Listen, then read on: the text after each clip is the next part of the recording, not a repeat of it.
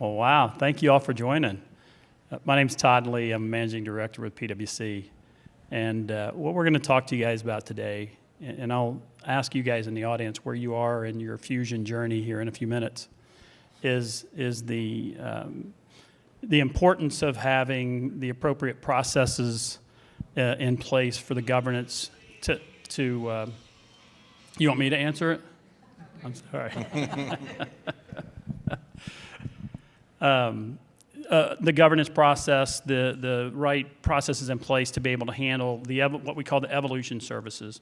When you think about support and maintaining the Fusion footprints, and you think about your legacy on-prem models where you would traditionally implement 3, 4, 5, sometimes even more years, you'd go back and you'd upgrade it, you'd take on a lot of new features. Obviously, in the Fusion model, they're coming at you fast and furious, right? Every quarter, Oracle's throwing out a new release that's got tons of new features.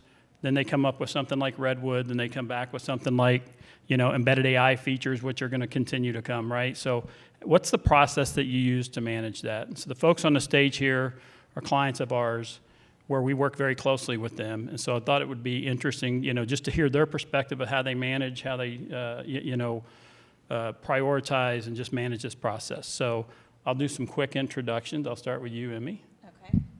Hi, everyone. I'm Emmy Kravitz. I work for MGM Resorts. I manage and own Oracle ERP for the company, as well as several other applications. So my team does everything from implementing to working with our managed services team to make sure that we're providing the great support that we get from them. And then we do enhancements to the application, which I think is a lot of what we'll talk about today. Thanks, Emmy. John? Hi, I'm Jonathan Pritz, Director of Enterprise Applications for Core. Very similar, actually. From an applications perspective, it's the entire Fusion stack for us, plus operationally we have a lot of secondary custom applications we built, but very much intertwined with our Oracle landscape. But again, Emmy just said the same thing, is the evolution is truly what we're living in today, and trying to make those advancements through regular managed services and working with PwC on a regular basis. So. Hello, everybody. George Rosato. I manage the IT, OT, and cybersecurity groups at Core Natural Resources. I've been with the company for a long time, so I actually came from an SAP shop, and the last 7 years we've been on Oracle Fusion. So good to see everybody. So thank you, guys. So folks in the audience, how many of you are live on Fusion today versus how many of you are in your transformation or implementation journey, if you mind me asking? Which one first? Yeah, so who's live? I'm sorry. Raise your hand. Thanks. Who's live? Everyone. Yeah, who's live? And then who's in their transformation journey now? Right? Got it. So it's important because those of you who live probably will appreciate some of this, just the speed of which this platform continues to evolve. And those of you who aren't live and are in your transformation journey, it's really important that you think through this prior to going live so that you have the right procedures and processes in place and governance model in place. And so that's what we're going to talk about a little bit today. So let's start with talking about just, the quarterly release process in general, right? Just the having to take the release in, the testing process, evaluate and impact, assess of all of the new features and functions. So Emmy, we'll start with you. Maybe give us some insight to how you guys are dealing with that at MGM. Sure. So we ask our managed services team to evaluate for us everything that's in a new release from a features perspective. So when you get the release notes, there's going to be things that are going to come that are optional and things that you're going to get whether you want them or not. So we ask that our managed services team put together a document for us for each of our groups, and then we go through that with them. We do not allow anyone to take a new feature with an upgrade unless it's absolutely critical to their business, just because we don't want the risk, right? We want to make sure that we test that in a separate test cycle, and that we really understand what that change is going to mean, and that we do proper change management. And that's hard to do when you're doing a full regression test for an Oracle upgrade. So once we've had our test results from our PwC team for our upgrade, we go ahead and take it, and then we have a team that does validation once we're live that everything went in and everything is correct. And then anything that they wanted to take as a feature becomes a change request.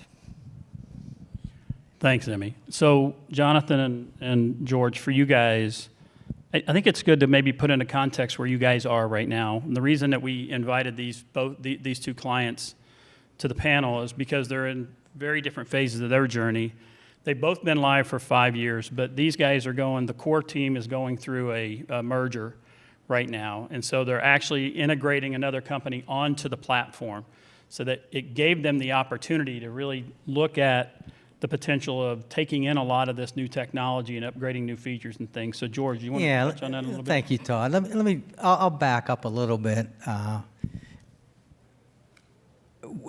Go back to 2018, and this is important to go back that far. When we decided, we had a company, we were a coal and natural gas company, and back in 18 timeframe, we decided to split the company into 2 publicly traded companies to get the intrinsic value out of the companies. So when we split the companies, the coal company basically was almost like a startup. All the legacy systems stayed with the parent. We were an SAP shop, so we had roughly 12 to 14 months to basically stand everything up. So we decided, okay, we did a quick RFP, and we decided we're going to go to Oracle Fusion. By that, we felt that, we're not going to have the big staffs. I used to have 160-some people in IT. We said, we're not going to do all that. We're going to try to come cloud, everything we can do, put it in the cloud. And if it's not, so basically we picked Oracle Fusion, but there were other systems that were, that we end up using. For example, we're a big land company, so we had to come up with a land management system. So there were different types of systems that we had to stand up quickly, yet make sure they were integrated. So we did that. 2019, we went live with about 30 modules. I'll be honest with you, the first quarter or two, in fact, the first quarter, we asked Oracle to give us a buy for the patch upgrade. We just weren't ready. We had a lot of problems. So we got a buy, and then probably the next 2 or 3 quarters they weren't perfect. I mean, it took a lot of our time internally to get that working. Fast forward today, when we have the patch upgrades, I don't even send emails out to the executives anymore. It's almost like a non-event. And quite frankly, we have about 600 test instances that we use, probably 80%. Right now, yeah. 80% is automated. It takes about 2 weeks. It's not a heavy lift for us anymore. However, and Emmy said it, every quarter when we get these patches, we use PwC. They basically give us the clip notes. They tell us these are the new things that are coming out. We sit as a group and decide, do we want to implement these or not? Similar to Emmy as well, we put a threshold. If it's over a certain amount of dollars, hours, effort, that becomes a mini project or a project for us. So that's kind of the same setup we have now. A year ago, we decided we're going to merge with another company, and it really helped. Our legacy name was Consol Energy. It really helped us because when we were deciding what systems we were going to use, were we going to use Arch Resources or Consol Energy, we quickly realized they were on-prem a lot. They had legacy order systems. We thought that we were in a good position from an Oracle standpoint. Quite frankly, we were pretty stable, and we thought it was advantageous for the new company to migrate their existing systems into Oracle Fusion. We have 3 systems we're implementing this year. We completed 1 in July go live, and we have 2 that our goal is to go live January 1. Now, I'll give you one other area. When we mapped this all out, went to the board, said this is how long all this is going to take to do, Originally, they agreed to it, but then a couple months into it, we had another board meeting. They said, George, is there any way we can shave off a few months? Because they were trying to get the synergy savings to go to the street. So we sat down, we went through it, and quite frankly, we were ahead. So we felt comfortable shaving about 3 months off some of these projects. And quite frankly, here we are today. Thanks, George. So team, I think, just in the quarterly releases, right, in the effort you have to go through to just test the release, maintain stability.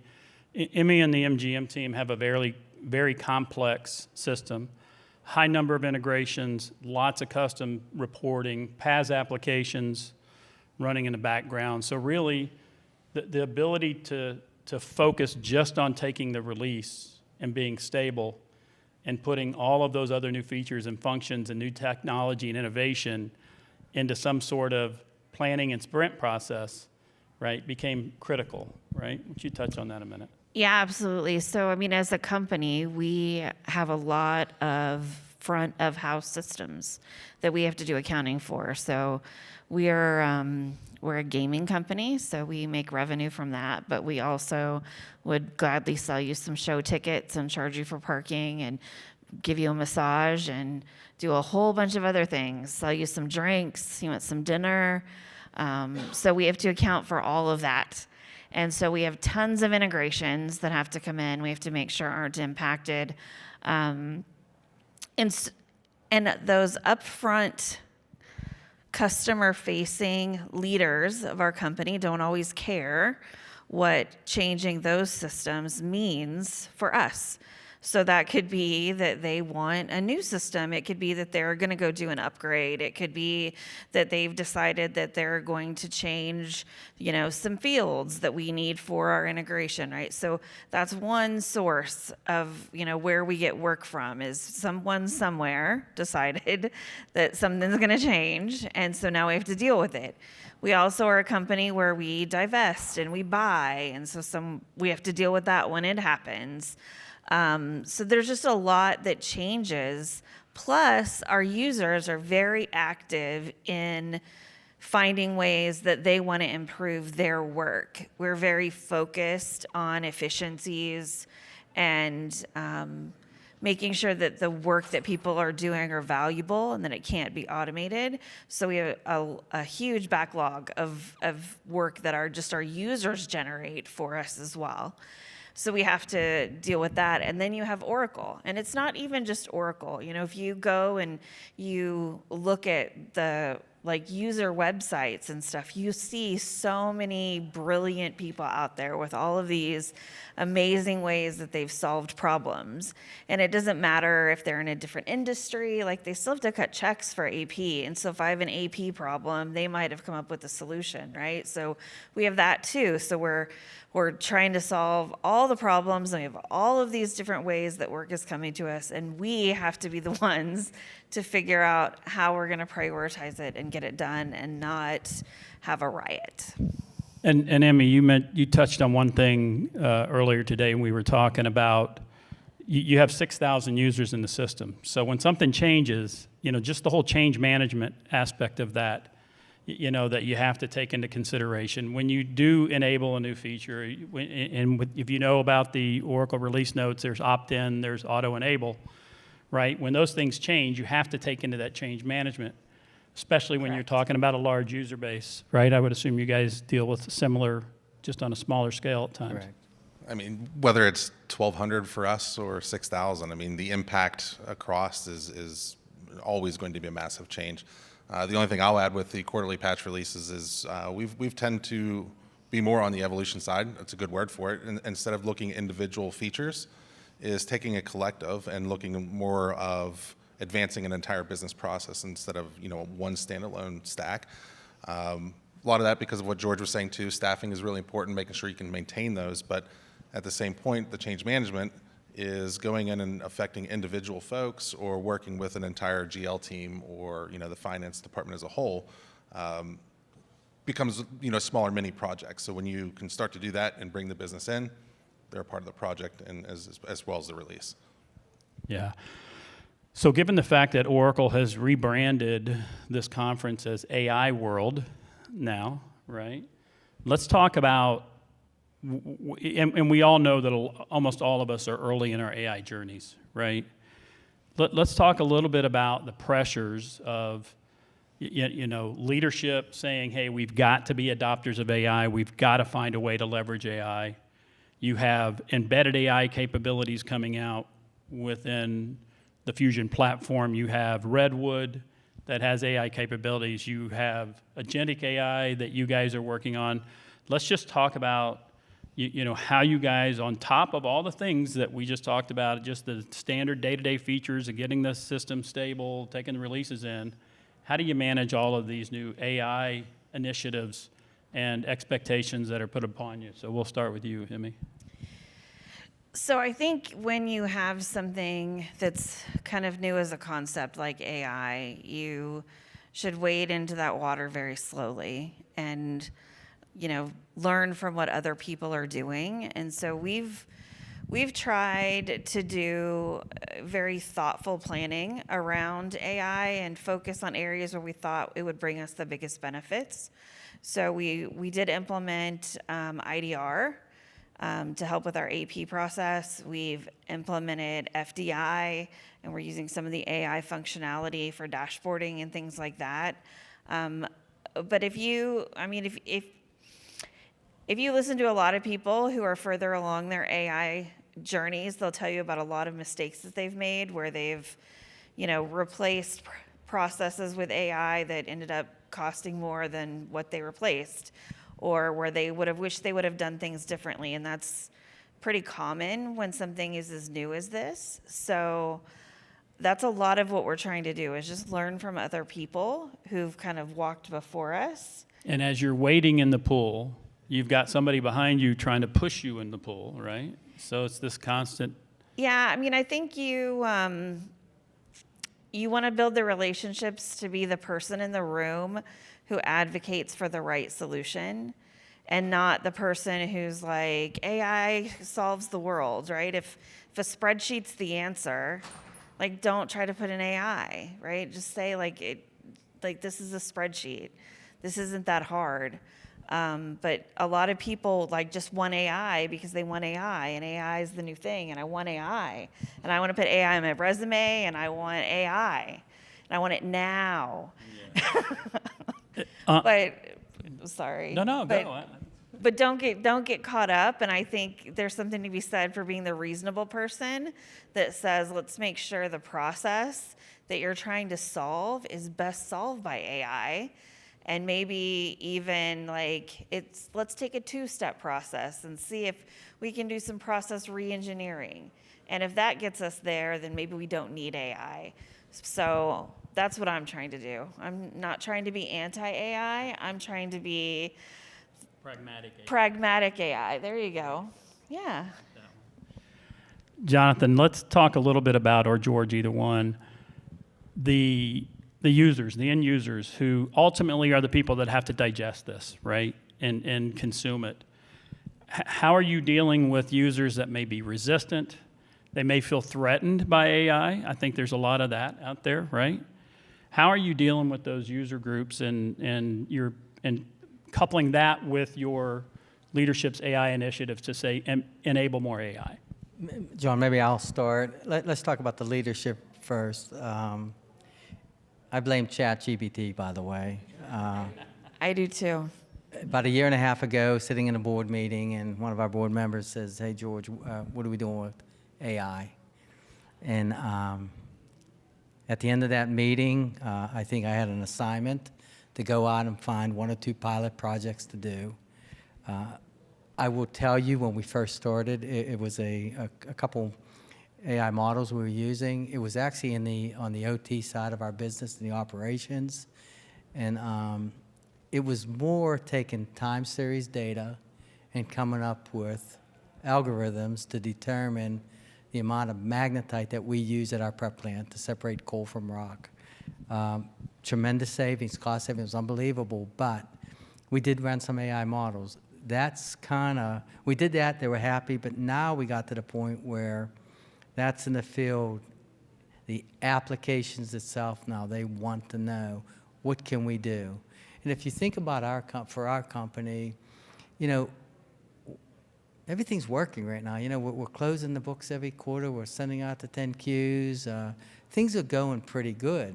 So I was a little nervous. Saying, well, do we want to put AI in just to say we have AI now? What am I benefiting from? So the typical person I am, I start talking to different people. So we reach out to our PwC providers, and I said, hey, what am I missing here? You know, we spent all this money on Oracle.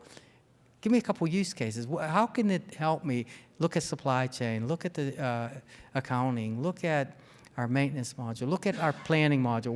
What benefits? What do I need that I'm not getting? And quite frankly, outside of Oracle, we use UiPath. We were running a couple bots. I mean, which was showing from a manual effort, we had tremendous savings. So lo and behold, the merger comes along, and that kind of put us on hold. We knew we had a short time frame. We had to merge these two companies. They look at me and said, George, you're going to be responsible for the transitional services between the two companies. So we are kind of at a holding state right now. And I know Jonathan, he back in the fourth quarter of last year really started getting into demos with Oracle, and then we kind of slowed up a little bit on that. But I'll let Jonathan talk. So now you've got a backlog once the integration's done. Yeah, I mean, I don't think it's a problem from our user base. We're pretty lean as an organization, so most of the questions are more about what is the adoption going to be like. I do think there's some fear from them inherently too, is, you know, whatever we're going to put in is, you know, how good is the quality of the data going to be? But, you know, simple things, most of it's going to be querying the data. You know, if you're in a corporate position and you're an AP or a supply chain, you always have specific analysis scenarios that you're trying to do, but do you leverage old reports that are in place? Or, you know, what is going to be the best way to say, I need to compare these two accounts? Or, you know, what's the best way to pull that data out? So I think the hard part for us is going to be, we're actually going to have a lot of customers that are going to be looking for individual scenarios. So what is the best way to take maybe 4 or 5 of those scenarios and maybe combining them into one singular project? I don't want 5 work streams, to be honest, with AI and trying to figure those out for our first ones. So to me, it's going to be very important what we put in is having the adoption and be successful with it, because if we're not successful with it, then now we're going to be trying to force it upon them. And we're a big proponent of making sure that the business understands we're a partner with that one. And where I think PwC really fits into this one, back to Emmy's point, I'm not going to be the guinea pig. Is you've got a lot of other customers that are willing to dive in that water first, is share your experiences with us of what you've had be successful, you know, cost, implementation timeframes, and even to business involvement. So let us understand that scenario first, and then we'll come up with a larger project plan, and then get the executive buy-in to, you know, make sure we have the support for it. But that's really where I think the big step for us. It's going to be very cautious, trust but verify. So, Thanks, Jonathan. So, Emmy, having 6,000 plus users, having a very dynamic, constantly changing business, how do you just manage the priorities? How do you herd the cats and the stakeholders? And ultimately, how do you drive who makes the decisions on where you spend the allocated money and resources that you have? Sure. So we have super users over every functional area that were part of the implementation for the most part. There's been, you know, a few people change out, but for the most part, every area has someone at the top of it that represents that group. And so they're the ones that we partner with to understand what are their priorities. And nothing gets through our change board without that person saying, yes, that's a good idea for this, you know, for my area that I support.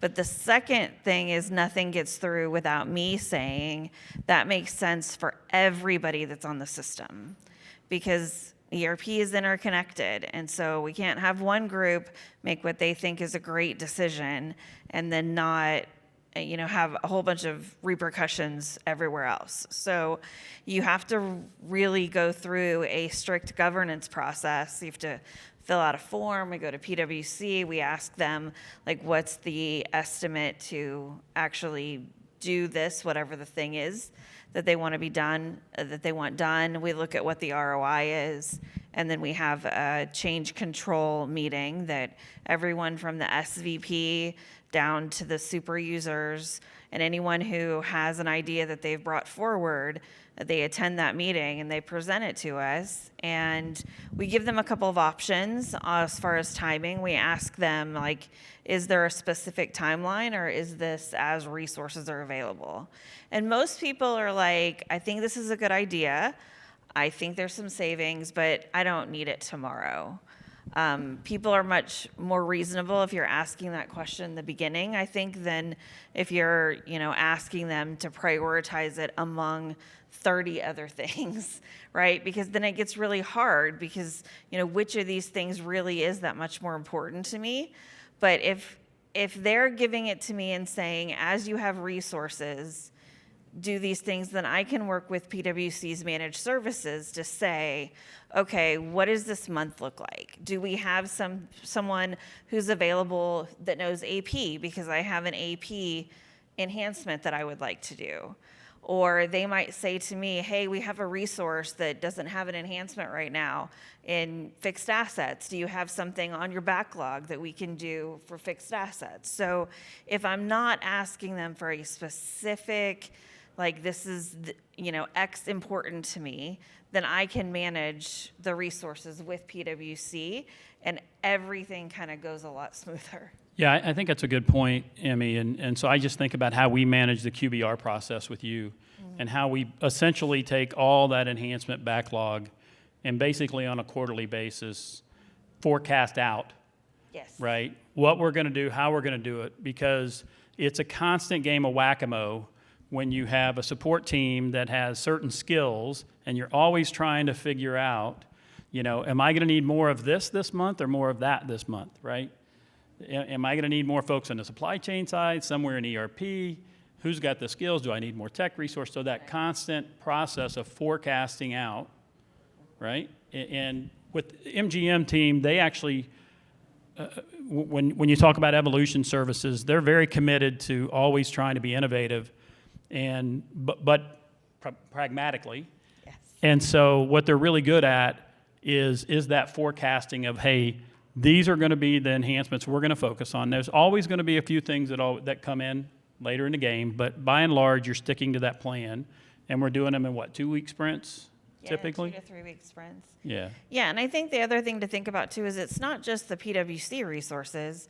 You need your own people. And so if you start an enhancement that's going to take 4 weeks, and then 2 weeks in, your user goes on vacation for a month, now you've stopped, right? And you have a resource over in managed services that doesn't have any way to finish this, right? And you've left it hanging. So it's really a game of resource movement on both sides to try to figure out how to get the most out of the hours that we have.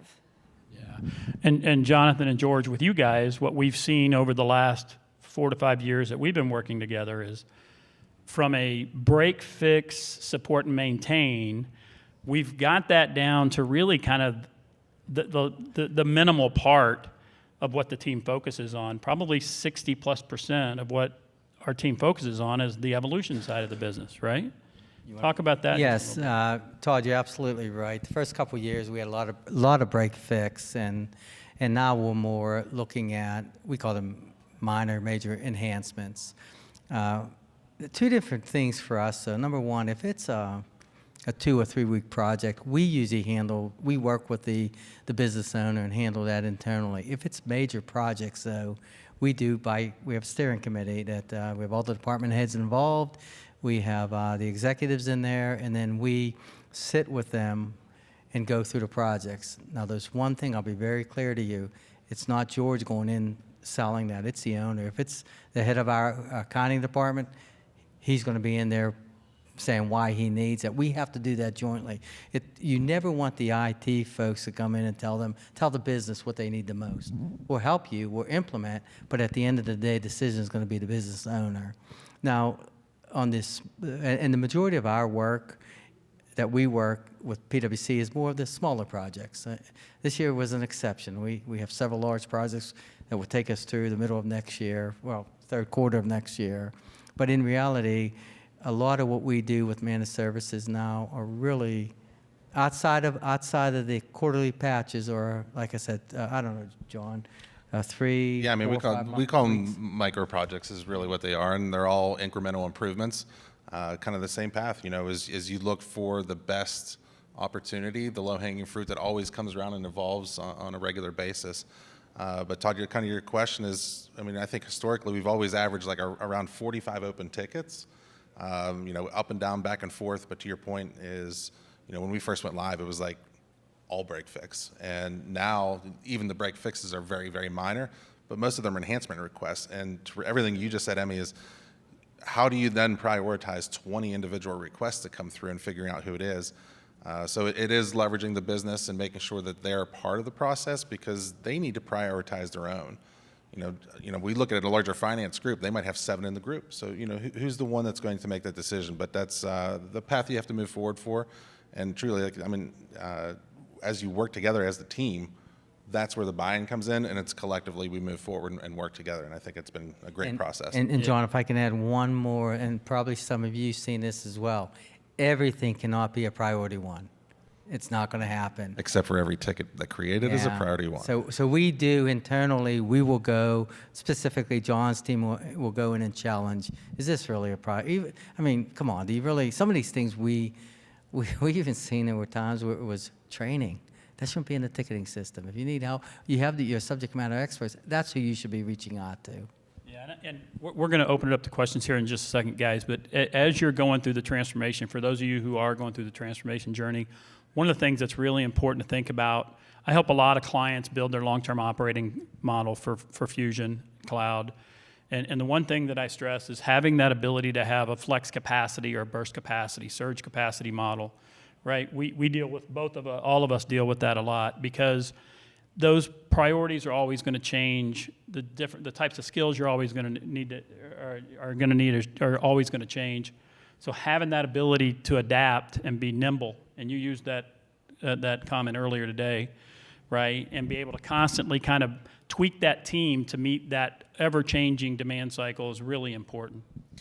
Yeah, I mean, I think that's why managed services is the right solution for us, because if I had to try to hire the right mix of people to cover our entire implementation, I would need fractions of people, and those fractions would change month to month, year to year, and it wouldn't be cost saving. I can promise you that.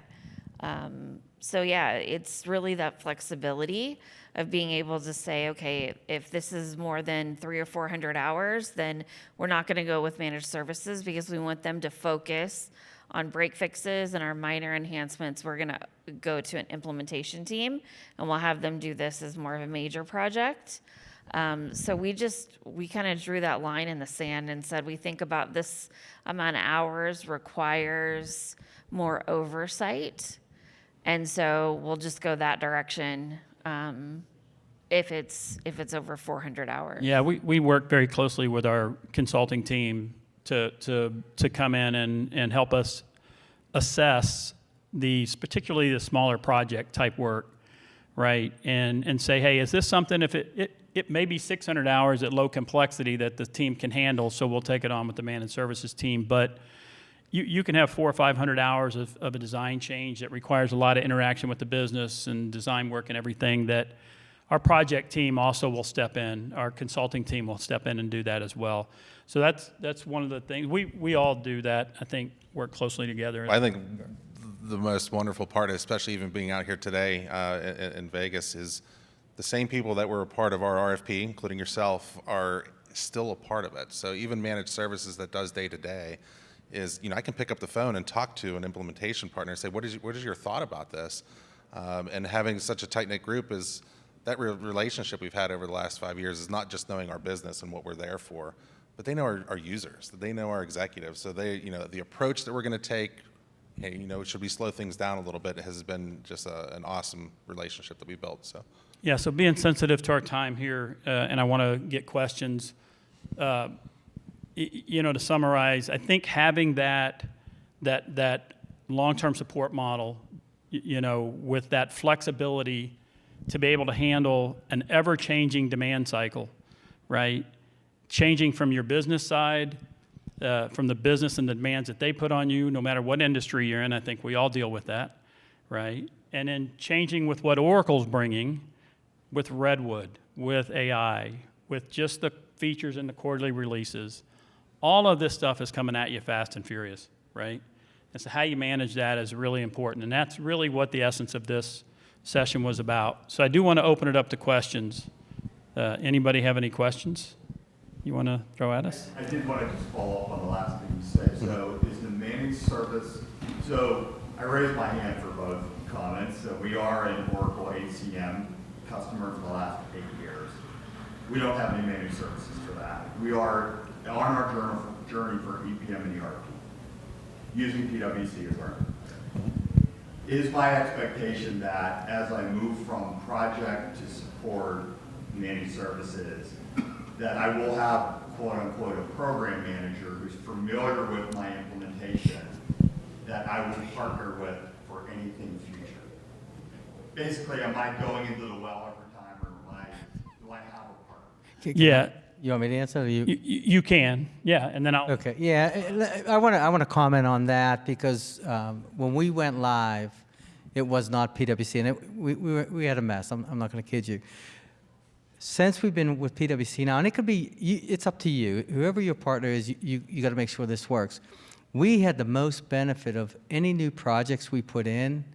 It just was, if we would have had a different company put those projects in and then have PwC's managed services do the day-to-day tickets, there was a disconnect. We're to the point now where, as Jonathan said, we went live in 19, PwC's been with us since. They know our system better than we do now. So when we do those new, like we got 2 major projects we're doing now. We're doing a commercial system and we're doing loading several new locations that we have. While that team, that implementation team is doing the work, the AMS group is also participating. So when we go live in January, there's no training. It's done already. Yeah, and if you look at what Emmy and I have dealt with over the last 5 years, Chris Black, who was sitting here in the room, had to leave early. Chris and I, Arpan, they did the original implementation. Our managed services team, we work hand in hand. We try to make this seamless. Yeah, I'll tell you, our journey was a little bit different. We initially thought we could hire internal resources to support it. And after we went live, 2 of the people who were on our project, who came from finance, went and became consultants.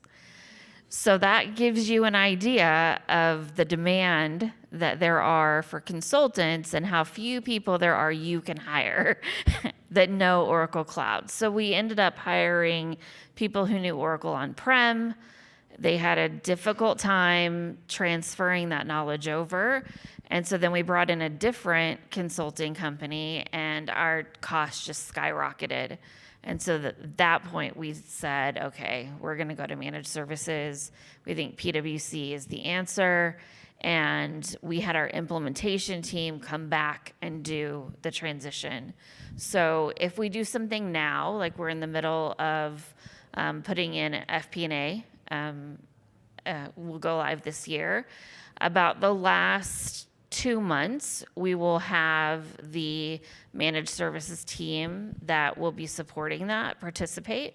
So they'll participate in kind of the final system configuration, in training. They'll get to review all the final specs and documentation and ask whatever questions. But I still call Chris Black, he's my first call, all the time and say, does this work like this? Because this is what someone's telling me. It's It's real. real. How it works for us. Yeah, it's real important. We talked about that QBR process, right?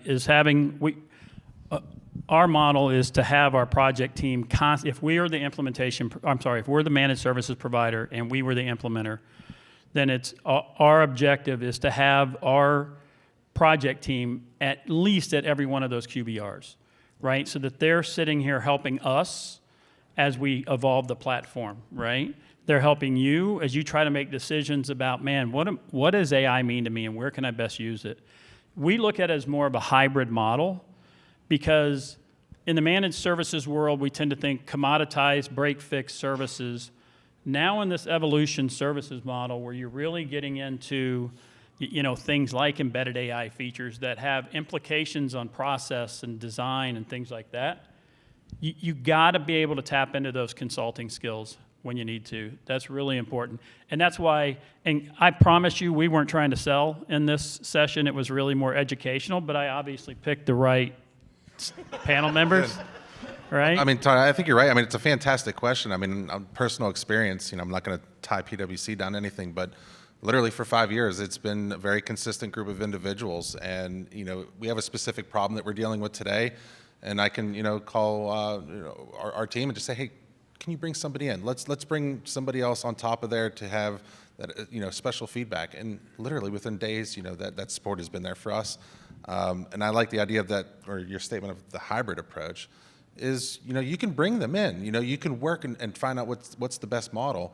Managed service is going to tell you, we're not our specialty there. We can support it once it's built, but let us grab a few more folks. So to me, it's not truly managed services. It's services from PwC that cover the entire. And if you're getting ready to go through your implementation journey, I encourage you, and you can connect with I'm sure I know who your partner is you're working with.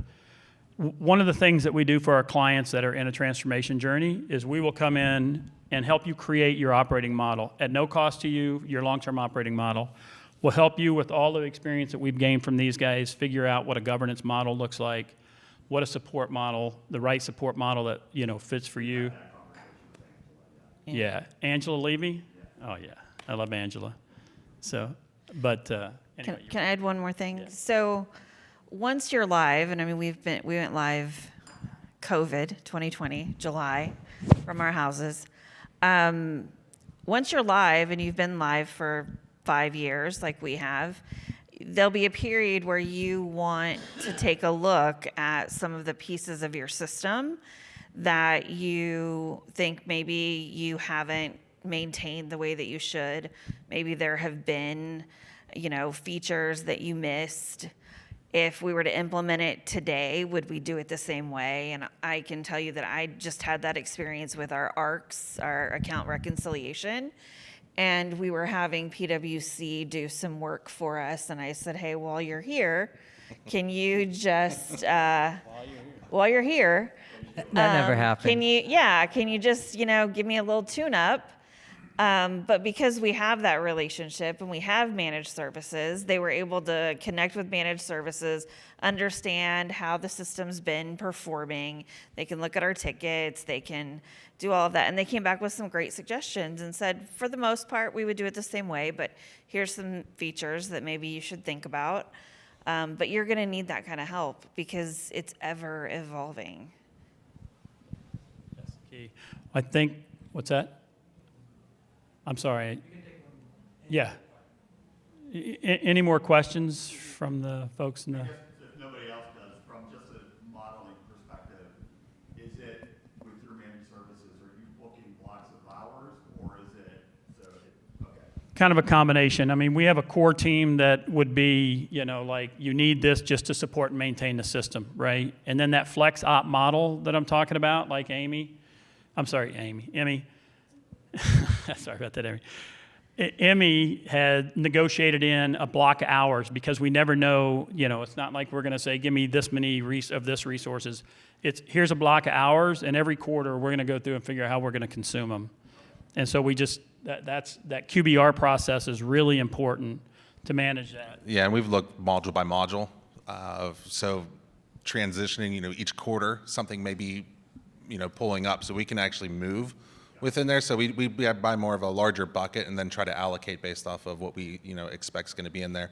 So even like with this first quarter, we're going to be transitioning off of what I'll just say is major work. So we're going to draw that down to 0 and reallocate it to a different portion that is going to be higher on the tech side with integrations. So flexibility. Look at there's our door. Anybody else have anything else? Just to confirm, earlier on you said that in the quarterly releases that you only do patches, is that correct? That you don't take maybe the features I don't take the features because I think you're just muddying the waters, right? Because if you take the patch and now I have a problem, and you've also taken a feature, then and they're at all related, now I don't know. Is it the feature or is it the patch? And a lot of that's driven by the complexity of their platform, Yeah. right? These guys may take features in. Yeah, but you don't lose it. You can decide to do that later. Yeah, we put it as part of our change request process, and we'll have our users, ask for it, and we'll just take it later. The auto-enabled part is looking ahead 2-3 quarters to see what is going to be forced upon you and then trying to plan out ahead of how you're going to impact that. But 100% agree is you don't want to have your patch be questioned with something that might fail. And was it something that I just brought in, or was it the process that I thought was stable? So we do try to separate it as well. I also, from a change management perspective, if I can bundle for one group several things together and then have to do change management once versus every quarter saying, here's a new field, here's a new field on this screen, here's a new field over here. I would rather just say, hey, we've done an update and here's a list of new changes. So. Well, thank you all for your participation and for joining us today.